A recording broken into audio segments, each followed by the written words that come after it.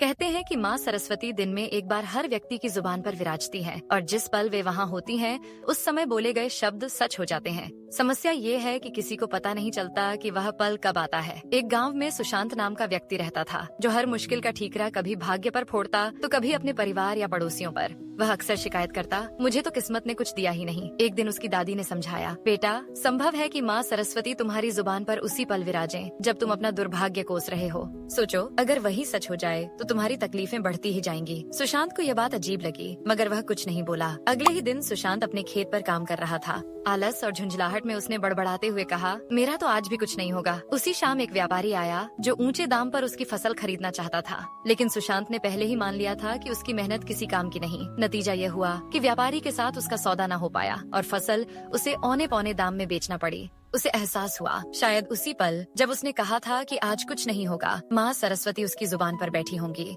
अपने ही शब्दों को वह दुर्भाग्य में बदल बैठा। तब उसे दादी की सलाह याद आई, अगर उसी क्षण में अच्छा बोलता, सकारात्मक सोचता, तो शायद मेरे लिए कोई नया रास्ता खुल जाता। इसके बाद सुशांत ने कभी अपने भाग्य को या किसी और को दोष न देने का प्रण लिया। उसने ध्यान देना शुरू किया कि क्या बोल रहा है और किस भाव से।